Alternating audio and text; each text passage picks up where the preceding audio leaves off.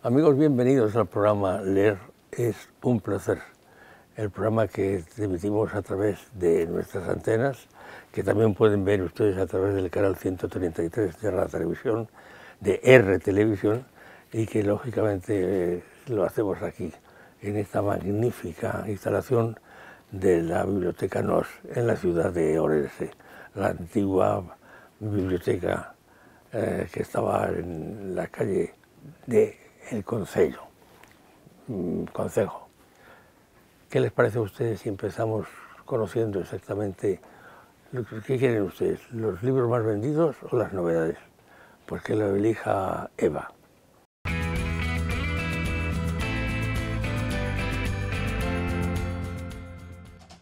Bueno, esta semana los libros más vendidos son, en primer lugar, El Valle de los Arcángeles. En segundo lugar, de Javier Cercas, editorial Tusquets, El Castillo de Barbazul. Y por último, en Espasa, de Vicent Vallés, el premio novela del año 2022, Operación Kazán.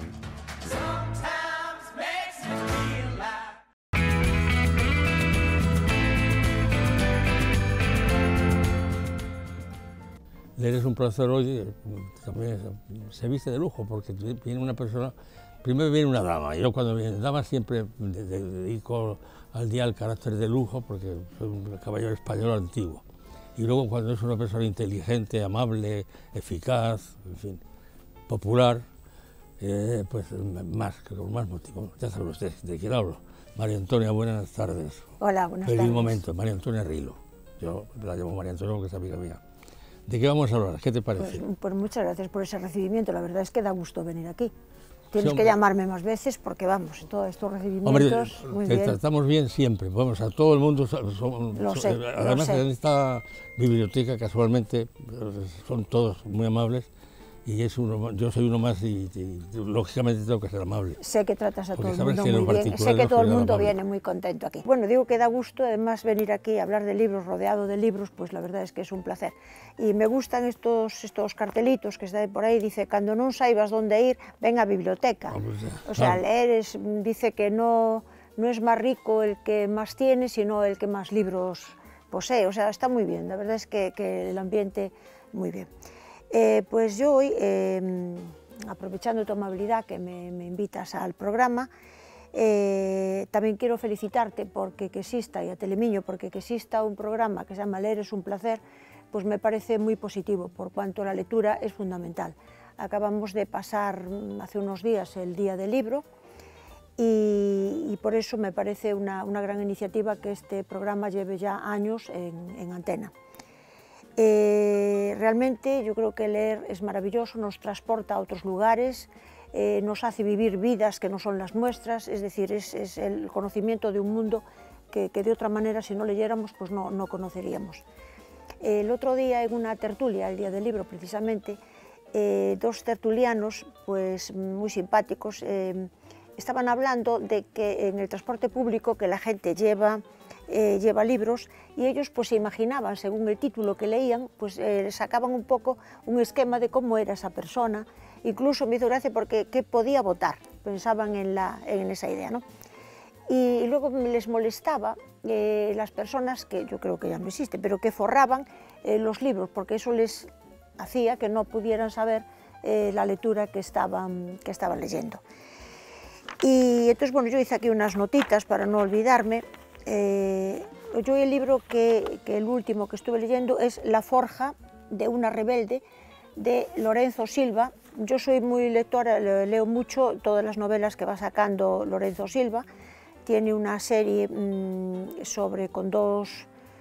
con Bevilacqua y con la teniente o sargento Chamorro, muy interesante, pero estos son unos libros que escribe, creo que es su pareja Noemí Trujillo. Y es algo que me llama la atención, cómo puede dos personas escribir un libro. O sea, porque yo puedo entenderlo en un libro pues sobre datos o sobre técnico, pero un libro donde tienes que diseñar la personalidad de un protagonista, pues no lo entendí muy bien, pero bueno, seguramente que alguien con conocimientos pues sí le ve lógica, ¿no? La novela, La forja de una rebelde, transcurre, es un libro muy actual, transcurre en los principios del confinamiento. Incluso la primera parte pues es la madre de una amiga muy querida de la inspectora, que es la protagonista del libro, pues se muere por COVID. Entonces, pues bueno, un poco habla de toda la problemática toda que hubo. La protagonista de la novela es la inspectora Manuela Mauri, que es producto de lo que están escribiendo los dos autores, Lorenzo Silva y su pareja Noemí Trujillo. La inspectora Mauri, Manuela Mauri, se encuentra pues muy agobiada de trabajo y aún encima pues viviendo los problemas que le plantean, porque ella está separada de su marido y tiene con ella a 2 hijos, uno en una edad pues buena, unos 10 años, pero el otro en una edad más preocupante, que son 16, 17 años. Y entonces pues bueno, tiene una serie de problemas porque ella tiene una pareja y esa pareja con el niño mayor pues tiene muchos problemas. Entonces pues bueno, va todo el rato pues es un poco resolver el problema del caso de la novela, y luego su vida personal en casa pues que es muy agobiante. Porque además, claro, todas las restricciones que tienen al ir para la investigación, es decir, todo lo que tiene que ver con las mascarillas y toda la problemática que tuvo. La única ventaja que decía ella que tenían era el que podían recorrer Madrid muy rápido, porque es que, claro, no había coches en las calles. La novela comienza con están en una fiesta ilegal, un grupo de chicos jóvenes, y una chica, Carlota, llama que al llegar a su casa proveniente de esa fiesta encuentra a su padre y a su madrastra muertos en el domicilio familiar. Entonces, a partir de ahí ya se desencadena pues todo lo que es las investigaciones y toda la problemática. Lo que tiene es que esta fiesta, como digo, ilegal, porque era en plena pandemia, en los 3 meses de que había que tener de reclusión en las casas, pues ella, Carlota, que es una chica con 19 años, es muy guapa, muy atractiva, e incluso al inspector o su inspector que le va a interrogar, pues ejerce sobre él una cierta influencia, es decir, y ejerce sobre todos los amigos que estaban en esta fiesta también mucha influencia. Ella maneja dinero, entonces pues a uno le presta, a otro le paga sus gastos, entonces pues tiene un dominio, es una persona muy dominante sobre sus amigos. Entonces, pues bueno, como siempre, en las investigaciones, siempre el investigador se fija en la persona que llama o en la persona que está más cerca de las personas asesinadas. Pero ella tiene una coartada, es que cuando tuvo lugar la muerte, el asesinato de su padre y de su madrastra, pues ella estaba en la fiesta y además estaba con 10 o 12 personas, y todos pues declaran que de allí no se movió en absoluto y tampoco le daría tiempo a llegar a su casa, a ejercer, o sea, a hacer el asesinato, etcétera, etcétera. Entonces, pues bueno, todo sigue así, toda la investigación. Es curioso porque les cita, para esa fiesta, les cita por medio de un email que recuerda un poco a la novela de 10 negritos, que también, que fue entonces yo, cuando habla de esta novela, me volví, porque yo la había leído hace años, porque me parece una obra maestra de Agatha Christie, de las mejores, y entonces volví porque ya no lo recordaba. Es también la de 10 negritos, es que citan por carta, cada uno según, pero bueno, la mayoría era por carta, citan a 10 personas sin ninguna relación entre sí, en una isla desierta, y allí pues va ocurriendo que son todos asesinados y no se sabe quién lo hizo. Y después también es de resaltar que esto se llama, tuve que anotarlo, metaliteratura, que es la alusión y como parafrasea a otras novelas escritas. Esta, de La forja de una rebelde, está un poco, hace referencia a La forja de un rebelde, que es una de las lecturas preferidas de Carlota, que es la chica un poco protagonista.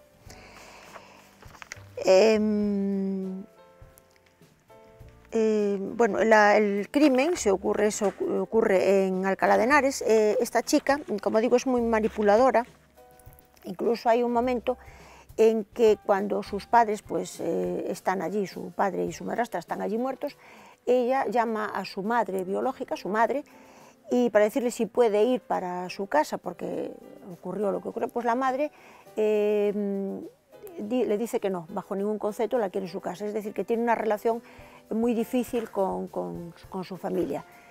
Y bueno, luego cuando hay la investigación a ver por qué es ese no tan absoluto de su madre a que no vaya en un momento de apuro como tiene, pues es que ya esta niña, ya siendo muy pequeña, pusiera en su habitación te odio absolutamente, mamá, o sea, es una niña, una persona complicada. Y la novela, pues lo que nos hace es, viviendo este momento tan malo que fue y que sigue siendo un poco del COVID, pues nos pone en contacto con una generación, una lucha pues ahí generacional, y cómo pues hay una profunda, en la gente más joven, una profunda infelicidad. Y entonces, pues bueno, una serie de chicos y chicas que están contra el mundo, porque bueno, sus amigos pues lógicamente tienen su edad, 17, 18, 19 años, y entonces pues bueno, es una época que eso ocurre. Y como digo, pues es una novela muy interesante.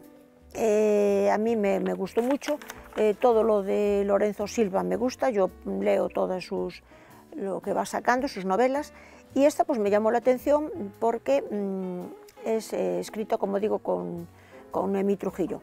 Y tuvieron otra primera novela que escribieron los dos, que se titula Si esto es una mujer, que también está basada en otra que se llamó Si esto es un hombre, de otro autor. Y bueno, es una novela, como digo, muy interesante, que vale la pena leerla.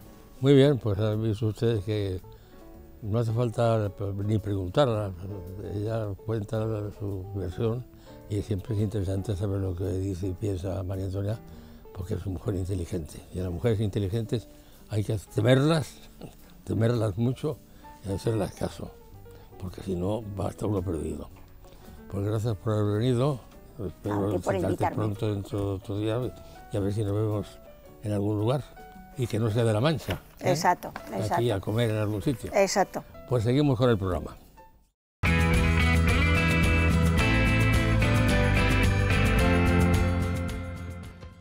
Bueno, esta semana las novedades son, en primer lugar, de Camila Lackberg,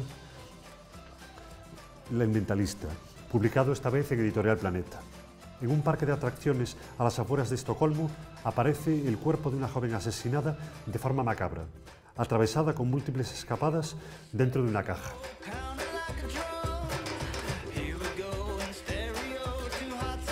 En segundo lugar, en Editorial Destino, el premio Nadal de este año, el año 2022, que es Inés Martín Rodrigo, Las formas del querer.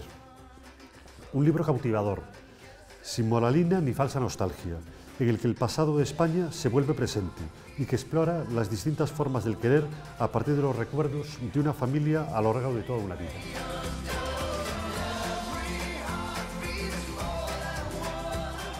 Y por último, en Editorial Planeta, de Bebi Fernández, Cuentos afilados en noches extrañas y otras puñaladas. Bebi Fernández viene a prender fuego a las conciencias. Tenían las manos sangrando por el tira y afloja. Estaban tan concentradas en ganar que no entendían que realmente cada uno tiraba hacia un lado porque quería acercar al otro.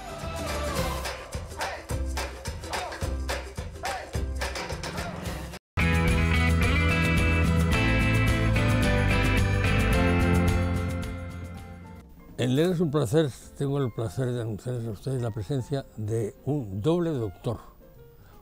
Un doctor en la vida y doctor en filosofía. Y aparte de eso, por si se pone mano en alguno de esas actividades, es médico. Un médico famoso, conocido y que está aquí con nosotros. Yo no voy a decir más cosas, le voy a dejar que le explique cuál ha sido su vida, por qué está aquí y qué nos va a mostrar, que seguro que nos va a interesar.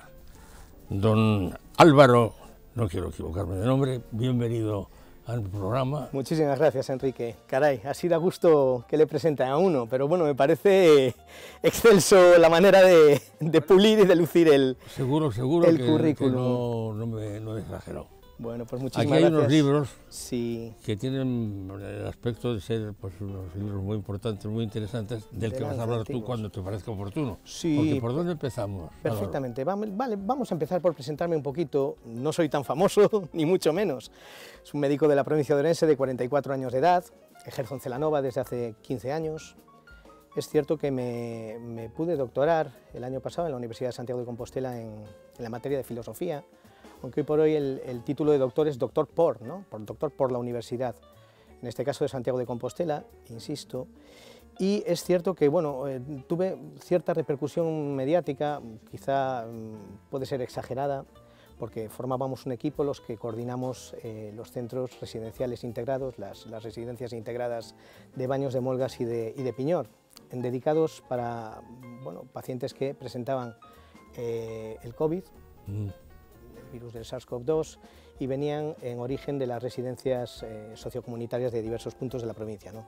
Fue sonada en ese caso la de Celanova, ¿no? La residencia de San Carlos, en la que absorbimos en Baños de Molgas a bastantes usuarios de esta residencia, y bueno, con un final, pues bueno, mayormente, ciertamente positivo, ¿no? El balance ha resultado positivo. Pero en el día de hoy, en un programa apropiado para fomentar la lectura y además teniendo en cuenta que el 26 de abril fue pues eso, el Día Mundial de la Propiedad Intelectual, me parecía interesante traer a colación una tesis doctoral, ¿no? Que las tesis doctorales pues guardan mucha relación, ¿no? Con la propiedad intelectual del investigador y en este caso bueno, pues también de mi tutor. Tuve la suerte de tener de tutor en la tesis doctoral, que la presenté en junio del 21, del pasado año, en Santiago de Compostela, recibió la máxima calificación, soy excelente cum laude, y de director de la tesis tuve al profesor Ponte Hernando. Recientemente, bueno, en la provincia de Orense es posible que no sea muy conocido, pero a nivel gallego sí es conocido porque bueno, ostenta varios premios, destaco el Hernández Morejón, que es nacional, pero ocupa recientemente el sillón de correspondiente de Historia de la Medicina en la Real Academia de Medicina y Cirugía de Galicia, ¿no?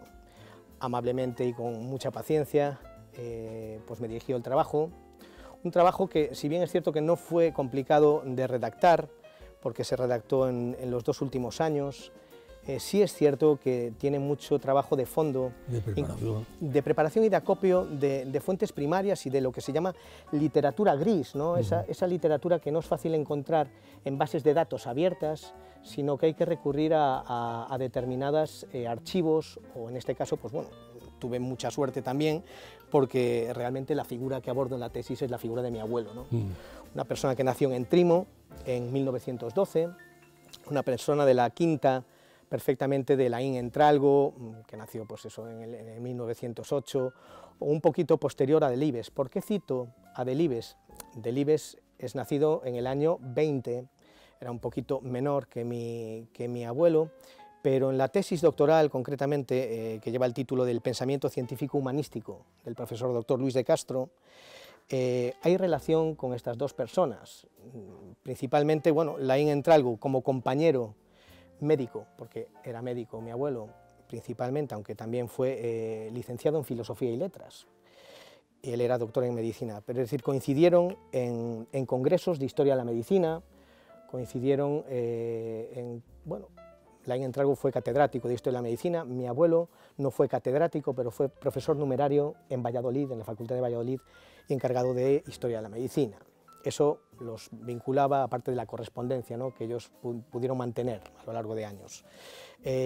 También, bueno, pues me refiero a otras personalidades como Miguel Delibes. Miguel Delibes, una de las cosas que se contempla, de los aspectos que se contempla en la tesis, Miguel Delibes era conocedor de las muchas horas que echó Luis de Castro en el Museo Nacional de Escultura, a quien a los lectores recomiendo visitar. Precisamente mi abuelo, la obra fundamental de mi abuelo, que es bastante grande, se titula Un médico en el museo. Es una obra gruesa, en dos volúmenes, como podemos ver, pesan lo suyo, y a lo largo de 1.300 páginas, 1.400 páginas, desglosa aspectos muy interesantes de este museo. ¿Cómo un médico llega a hablar de arte? Pues porque es una óptica muy singular la que se contempla en este libro. El título lo resume muy bien, porque es la visión de un médico neófito en la materia de arte hasta la fecha, en el año 54, que es cuando se edita el libro, por la editorial Miñón, pero que se atreve, a base de echar muchísimas horas en el Museo Nacional de Escultura, por eso Delibes, en uno de sus artículos, decía que Luis de Castro echó más horas que el conserje del Museo Nacional de Escultura, en ese Museo Nacional de Escultura, y es una óptica casi de anatomista o de disector de las esculturas allí contempladas, de tal manera que no se fija en lo que es la técnica, por ejemplo, de talla, cuanto, por ejemplo, en un martirio como el de San Sebastián, se permite el hablar, por ejemplo, de la isquemia. San Sebastián fue un mártir saetado, es decir, al que le clavaron muchísimas flechas, ¿no?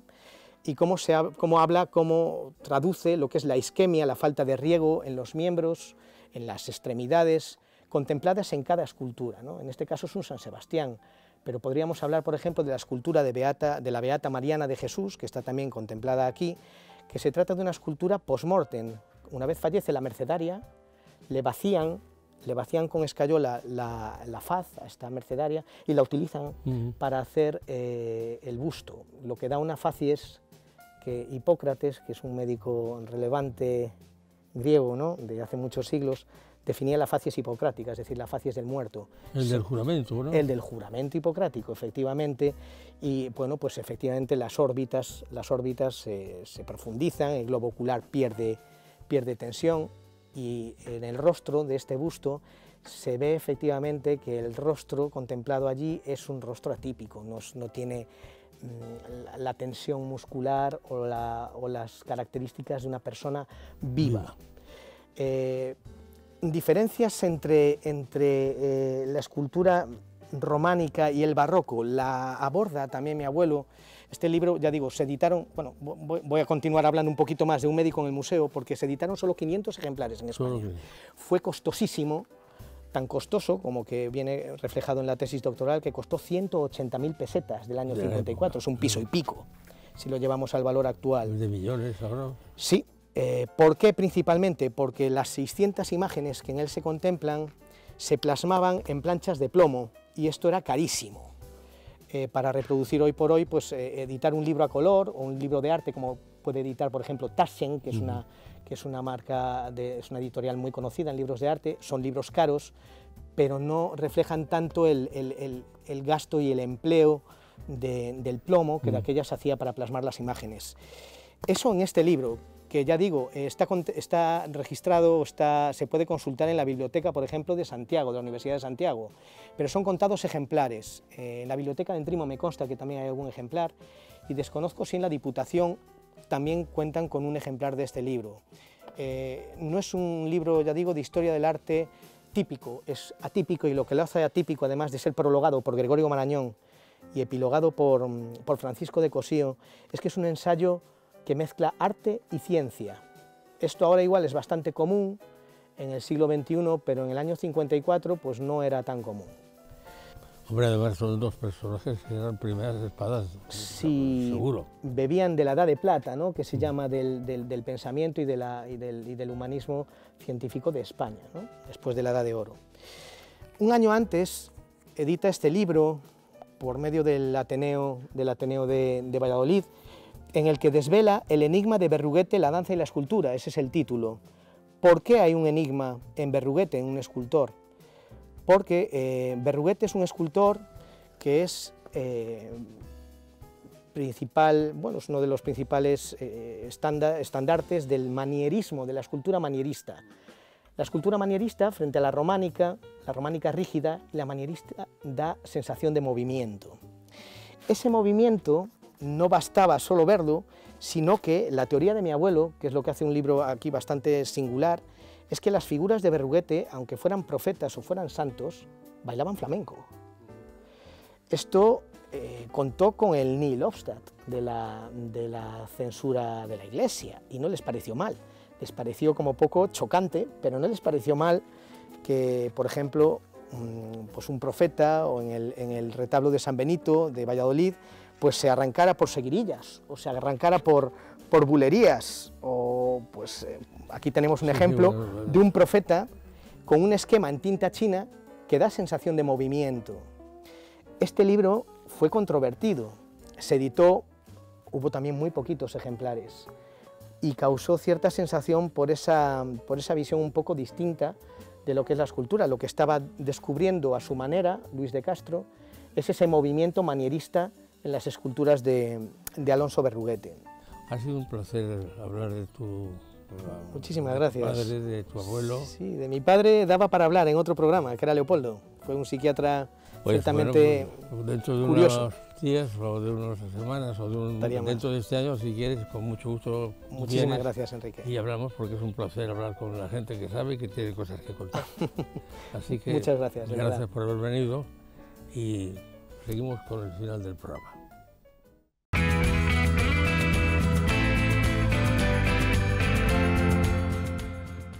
Bueno, esta semana vamos a recomendar como libro infantil La pirata de Guiomar, 1000 cuentos para contar, una historia de aventuras y libros, en editorial Maeva. Ha cumplido su sueño Guiomar, ser pirata y navegar por alta mar.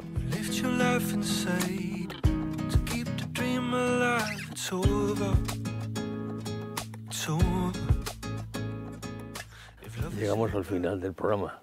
Una semana más hemos ofrecido a ustedes una entrevista con gente importante del mundo del libro y les hemos recordado que, como el título del programa dice, leer es un placer. Leer es un placer, es un programa que produce Telemiño, lo hacemos aquí en la Biblioteca NOS de la ciudad de Las Burgas y lo pueden ustedes ver a través de nuestra señal, que es primorosa, a través del canal 133 de R Televisión. Y si se van por ahí de viajes maravillosos, pues pueden ustedes poner en el ordenador aquello de telemino.com. Estaremos con ustedes. Gracias y recuerden que realmente leer es un placer.